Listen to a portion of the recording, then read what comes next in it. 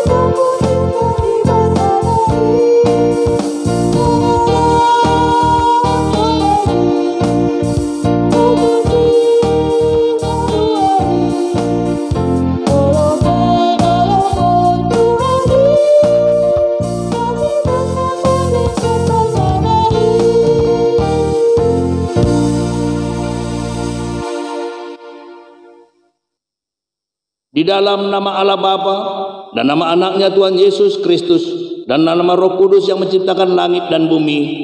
Amin. Aku melihat Tuhan duduk di atas takhta yang tinggi dan menjulang, dan ujung jubahnya memenuhi bait suci. Para serafim berdiri di sebelah atasnya, dan mereka berseru seorang kepada seorang, katanya, Kudus, Kudus, Kuduslah Tuhan semesta alam, seluruh bumi penuh kemuliaannya. Haleluya. Marilah kita berdoa. Ya Allah kami, Allah Bapa, Anak dan Roh Kudus, kami mengucapkan terima kasih kepadamu karena Tuhan menjadikan penyelamatan dan menguduskan kami melalui kasih-Mu. Jagailah kami dari mara bahaya dan percobaan. Hiburlah kami pada waktu kesusahan. Bantulah kami kalau jatuh. Pimpinlah kami di air hidup kami agar kami masuk ke dalam kerjaan-Mu. Di sanalah kami memuji Tuhan dalam hati dan perkataan yang baru. Amin. Epistil untuk kita pada ibadah keluarga malam ini diambil dari Yohanes pasal yang ketiga, dimulai dari ayat 31 sampai 36.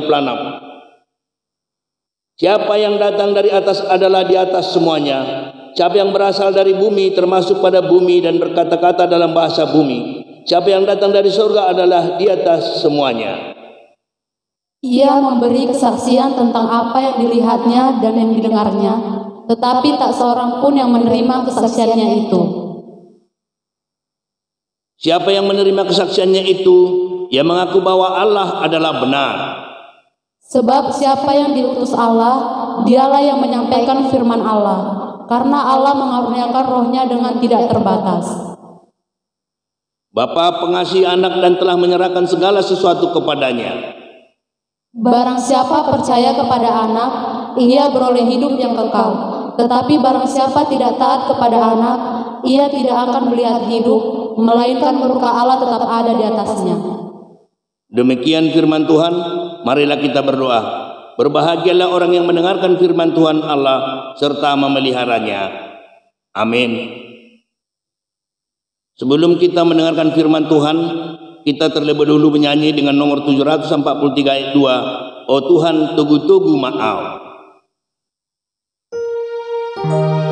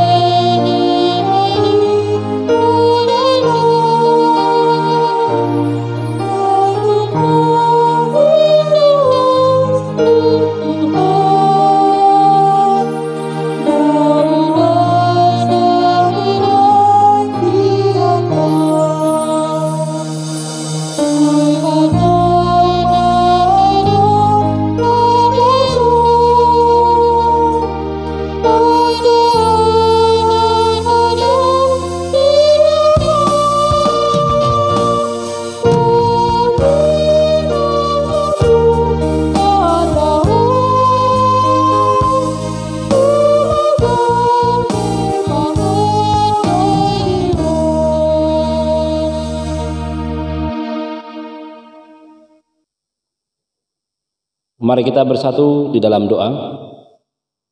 Kembali kami mengucapkan syukur kepadamu Tuhan. Engkau berikan keselamatan kepada kami melalui Putramu Yesus Kristus, sehingga kami beroleh sukacita dalam melaksanakan ibadah pertangyangan pada malam hari ini. Karena Tuhan, Engkau terlebih dahulu menguduskan kami, agar kami layak untuk menerima firman-Mu.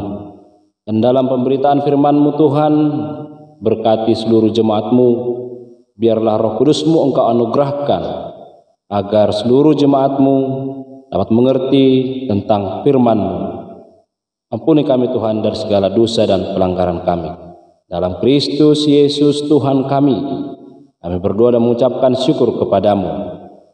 Amin.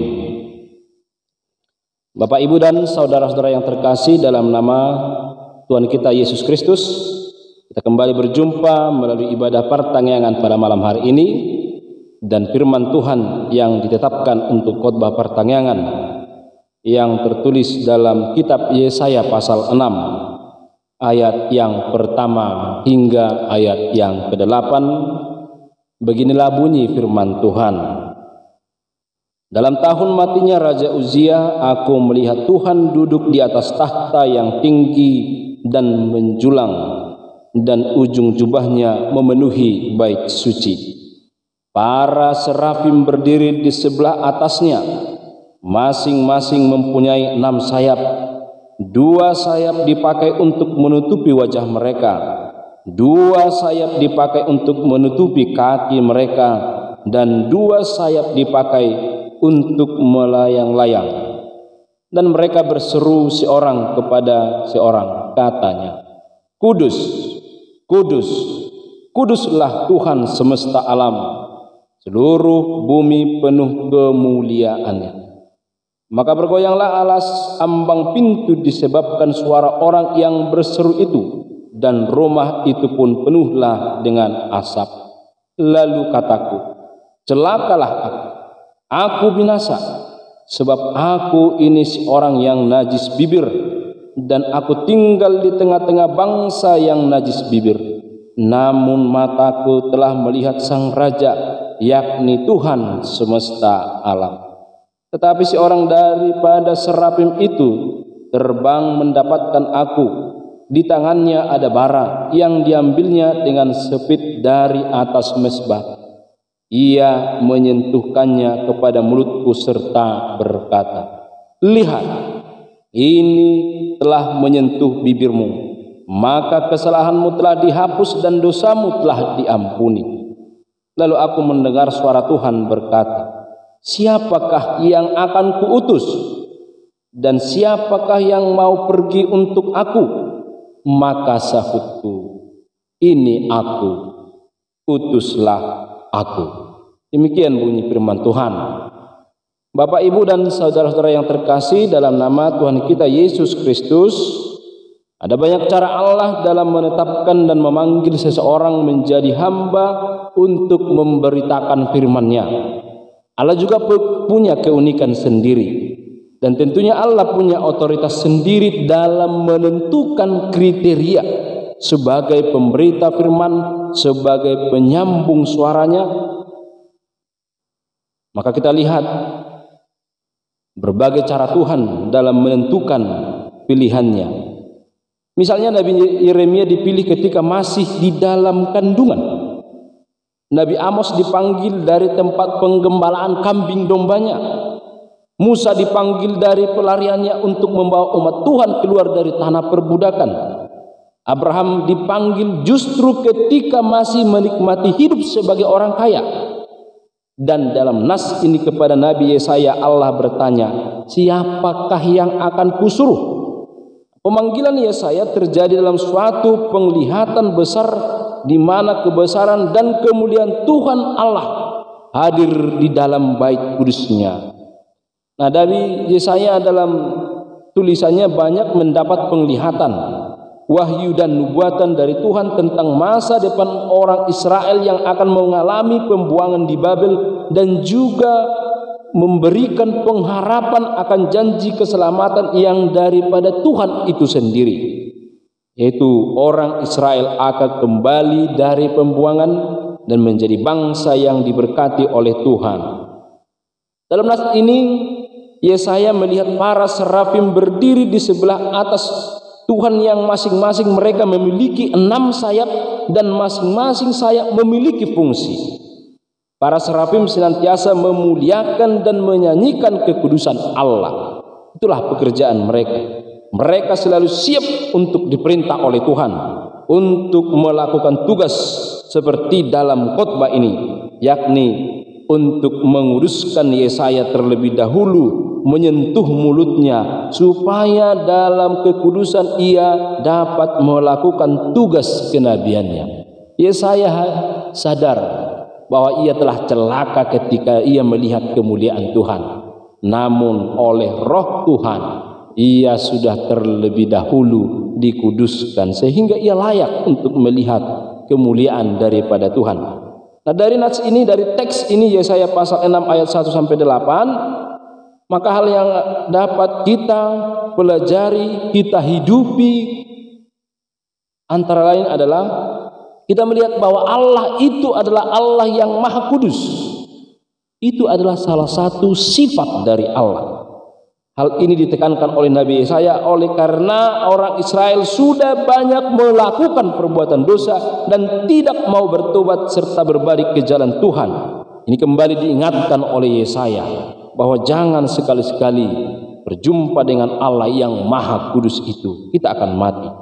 Nah, sehingga hal ini perlu disuarakan oleh Nabi Yesaya walaupun orang Israel tidak mau mendengar pesan yang disampaikan oleh Nabi Yesaya dalam ayat 5.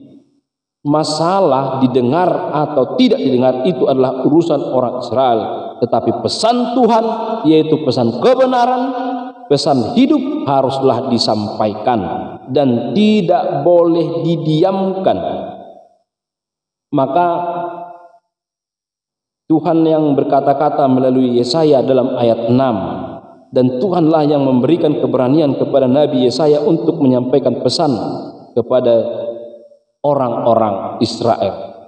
Mari kita bandingkan pesan Tuhan ini dengan apa yang tertulis dalam firman Tuhan dalam kitab 2 Timotius pasal 4 ayat 2 sampai ayat 3. Dikatakan, beritakanlah firman, siap sedialah baik atau tidak baik waktunya, nyatakanlah apa yang salah, tegurlah dan nasihatilah dengan segala kesabaran dan pengajaran, karena akan datang waktunya orang tidak dapat lagi menerima ajaran sehat, tetapi mereka akan mengumpulkan guru-guru menurut kehendaknya untuk memuaskan keinginan telinganya. Maka sebelum pada hal ini terjadi, kita terlebih dahulu diingatkan oleh firman Tuhan, segala pekerjaan kita, segala apa tindak tanduk kita dalam kehidupan kita sehari-hari, perhadapkan dengan firman Tuhan.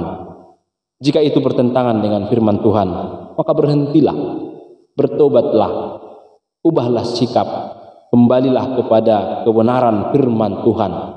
Karena firman Tuhanlah yang menjadi tolak ukur benar atau tidaknya sesuatu pekerjaan yang akan kita lakukan. Dan untuk itulah para nabi, rasul, para orang-orang yang dipanggil oleh Tuhan disuarakan, memberikan suara, memberikan teguran agar umatnya selalu memperhadapkan tingkah lakunya dengan firman Tuhan. Melalui firman Tuhanlah dasar dari segala sesuatu perbuatan kita. Yang kedua dikatakan dalam nas ini, siapakah yang akan kuutus dan siapakah yang mau pergi untuk aku? Maka Yesaya menjawab, ini aku, utuslah aku. Walaupun ia menyadari ia banyak kekurangan, tetapi ia harus siap, karena bukan dari keinginan pribadi Yesaya menentukan ia menjadi seorang pemberita firman, melainkan karena pilihan Tuhan. Maka tadi dikatakan Tuhan punya keunikan, punya cara tersendiri dalam menetapkan seorang pemberita firman, bukan karena penampilan, bukan karena faktor kekayaan, bukan karena faktor eksternalnya, tetapi faktor internal, masalah hati. Maka dikatakan Allah selalu melihat hati, bukan melihat wajah. Nah, menjadi seorang nabi bukanlah karena keinginan sendiri. Tuhan tadi yang menetapkan.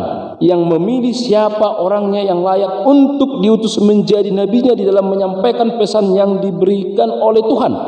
Dan siapa yang menjadi utusan atau nabi adalah hak prerogatif Allah sendiri. Dan menjadi seorang utusan menjadi nabi, ia tidak bisa melarikan diri. Itu yang pertama. Tidak bisa, tidak boleh melarikan diri dari tanggung jawab yang Tuhan berikan. Ada istilahnya job deskripsi ketika Tuhan memanggil, ada yang harus dilakukan. Tidak seperti Yunus yang lari dari tanggung jawab, walaupun kemudian Allah memanggilnya melalui satu pengajaran yang luar biasa, sehingga ia mau kembali memberitakan firman Tuhan. Nah, Yunus kita tahu dia adalah hampir lari dari tanggung jawab karena merasa iri, tidak mau orang lain mendapat keselamatan. Apa yang dipikirkan oleh Nabi Yunus tidak seperti yang dipikirkan oleh Allah. Allah ingin memberikan keselamatan kepada seluruh bangsa, bukan hanya kepada umat pilihannya saja. Maka oleh sebab itu, ketika kita diutus, ketika kita menerima tanggung jawab apapun, jangan takut, jangan cemas, jangan khawatir, jangan bimbang dan lain sebagainya. Tuhan pasti memberikan Roh Kudus kepada para utusannya, kepada para nabinya untuk menguatkan imannya dan juga untuk menghilangkan rasa takut itu. Kita baru merayakan hari Pentakosta, yang seperti yang tertulis dalam kitab 2 Timotius 1 ayat 7, bahwa Tuhan Allah memberikan roh keberanian kepada kita untuk memberitakan Injil, bukan roh ketakutan. Yang berikutnya adalah seorang utusan atau nabi harus memiliki niat dan kemauan, ketulusan hati, kerendahan hati, dan kesediaan hati untuk mau diutus kemana saja oleh Tuhan, sama seperti Nabi Yesaya. Ini aku, utuslah aku. Dan ini kata-kata ini sering dipelesetkan. Ini aku, putuslah aku, karena tidak punya kerendahan hati, tidak punya niat, tidak punya ketulusan. Dan ketika kita punya niat, punya ketulusan, punya kerendahan hati, maka kita akan siap sedia dan berkata seperti yang dikatakan oleh Nabi Yesaya, ini aku, utuslah aku. Kita perlu menyadari siapa diri kita yang menerima panggilan mulia ini. Karena banyak orang ingin mendapat panggilan dari Tuhan, tetapi tidak berkesempatan. Agar kita dapat menjalankan tugas kita dengan benar, maka kita harus menyadarinya, itu adalah anugerah. Panggilan itu adalah anugerah bagi kita. Hanya dengan dikuduskan oleh Allah, kita dilayakkan untuk melayani Dia. Tidak ada dasar kita untuk berlaku benar di hadapan Allah. Tidak ada bagi kita dasar bagi kita untuk berlaku baik di hadapan Allah. Tetapi oleh karena Allah sendiri yang berinisiatif menguduskan kita, melayakkan kita, sehingga dengan kesadaran bahwa kekudusan diri kita semata-mata anugerah, dan kita tidak menjadi sombong, melainkan sepenuhnya bersandar kepada kekuatan Allah untuk menyampaikan firman kepada umatnya. Saudara-saudara yang terkasih, hal yang membuat kita berbahagia sesuai dengan topik minggu kita adalah bahwa Allah telah mengutus putranya dan mengaruniakan rohnya.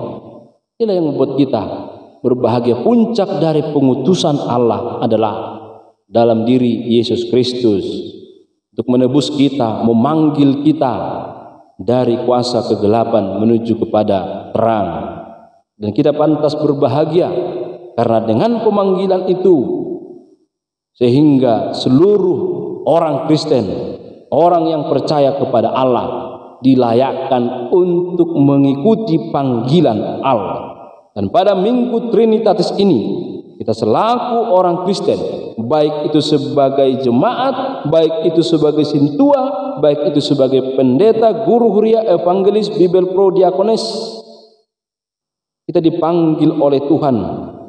Kita dipanggil oleh Yesus Kristus sebagai kepala gereja, dan kita diutus untuk menyampaikan dan memberitakan Injil kepada semua orang yang belum mengenal Tuhan Yesus Kristus dan orang yang masih hidup di dalam dosa, agar semakin hidup semua orang terberkati.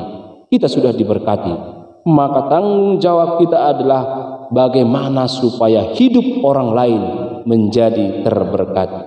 Kita harus bersedia mengikuti panggilan ini, memberitakan Injil, karena dikatakan dalam Yehezkiel pasal 33 ayat 11, katakanlah kepada mereka, demi Aku yang hidup, demikianlah firman Allah, Aku tidak berkenan kepada kematian orang fasik, melainkan Aku berkenan kepada pertobatan orang fasik itu dari kelakuannya supaya ia hidup.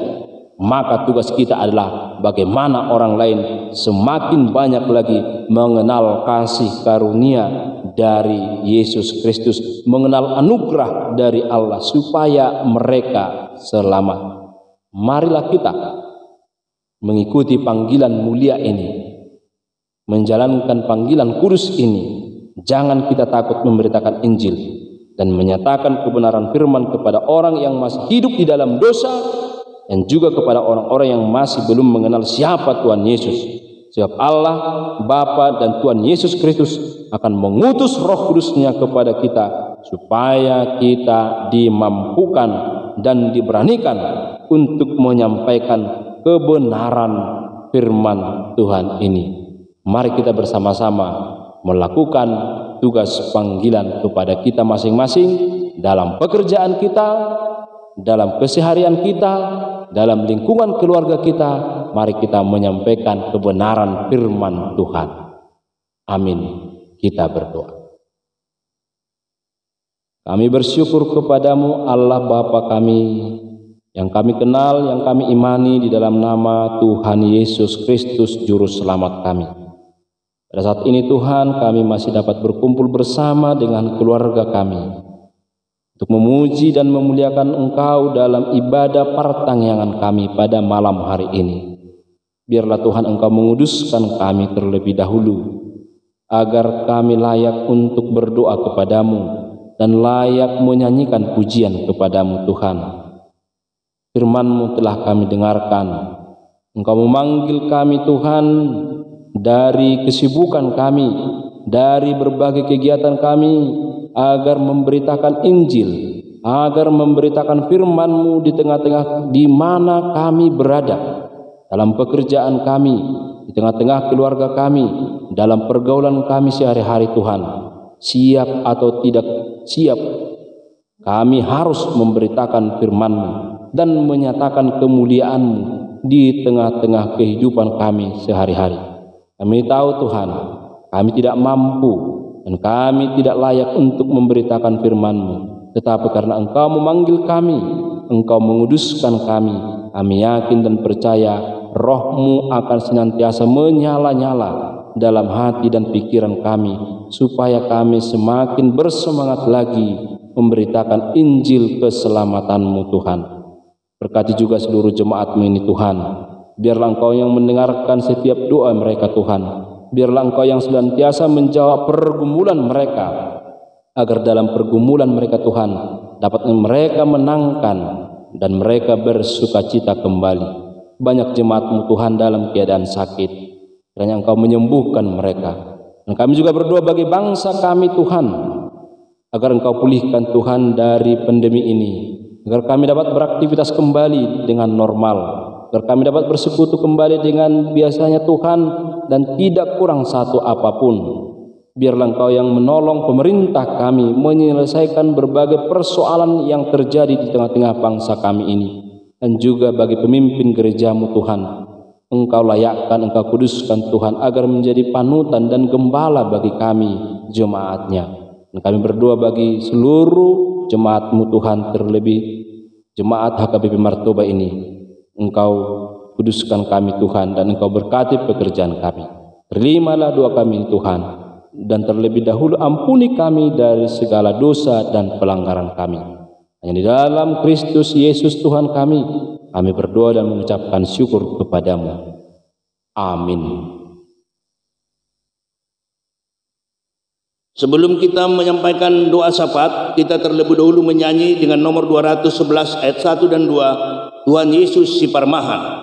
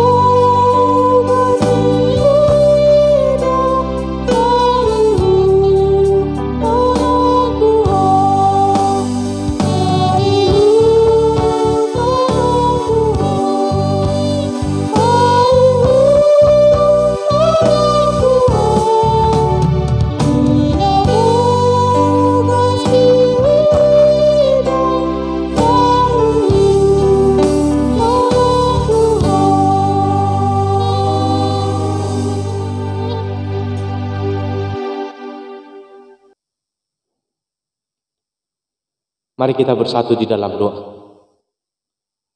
Allah Bapa yang bertata tinggi di kerajaan surga, terima kasih Bapa, penyertaan Tuhan di dalam kehidupan kami masing-masing hingga pada saat ini. Bapa di dalam surga, terima kasih juga Tuhan di dalam kebaktian kami mendengar firman Tuhan melalui hamba-Mu tadi. Engkau berkati Tuhan setiap isi firman Tuhan menjadi kekuatan buat kami pendengar, menjadi buah, menjadi senjata buat kehidupan kami. Bapa di dalam surga, begitu juga Tuhan, para pelayan Bapa yang di dalam melayani dalam acara kebaktian hari ini, Engkau berkati mereka, Engkau berkati keluarganya dan anak-anaknya. Terima kasih Bapa. Terlebih Tuhan buat jemaat Tuhan Seresot HKBP Martoba, Engkau berkati mereka di dalam pekerjaannya, wirausaha ataupun dalam bertani. Engkau berikan buah-buah yang harum Bapa, sehingga buah yang mereka hasilkan dapat mencukupi kehidupannya ke depan. Terima kasih Bapa. Begitu juga Tuhan jemaat gereja-Mu dalam menghadapi cobaan.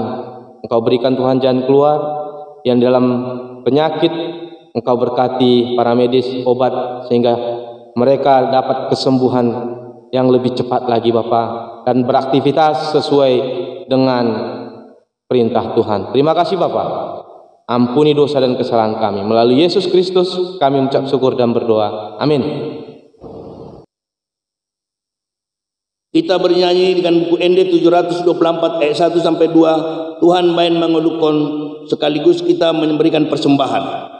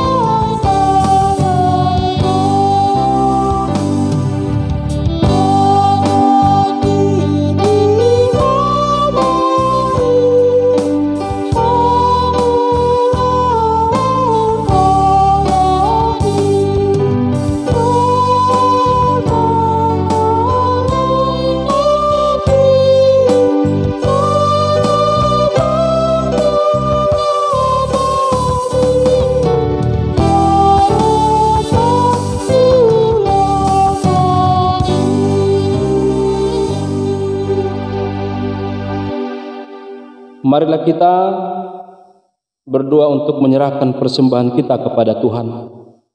Ya Allah Bapa kami yang di surga, kami mengaku bahwa Tuhan adalah sumber dari segala karunia yang melimpah dalam kehidupan kami masing-masing. Sebagian daripada karunia itu kami serahkan kembali sebagai persembahan kepada Tuhan. Terimalah dan berkatilah persembahan umat-Mu ini, agar dapat kami pergunakan untuk pekerjaan dan pelayanan kerajaan Tuhan di dunia ini. Bukalah hati kami untuk mengenal betapa banyak berkat dan karunia yang kami peroleh dari Tuhan, supaya kami senantiasa bersyukur kepadamu. Di dalam nama Yesus Kristus Tuhan kami. Amin. Kita bersama-sama berdoa dalam doa Bapa kami. Bapa kami yang di sorga, dikuduskanlah namamu, datanglah kerajaan-Mu, jadilah kehendak-Mu di bumi seperti di sorga.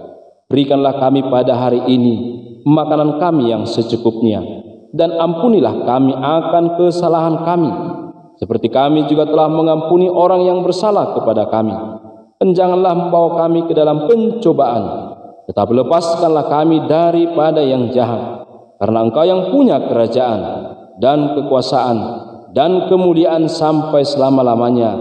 Amin. Anugerah Tuhan kita Yesus Kristus dan kasih karunia dari Allah Bapa dan persekutuan dari Roh Kudus kiranya menyertai kita hari ini sampai selama-lamanya. Amin.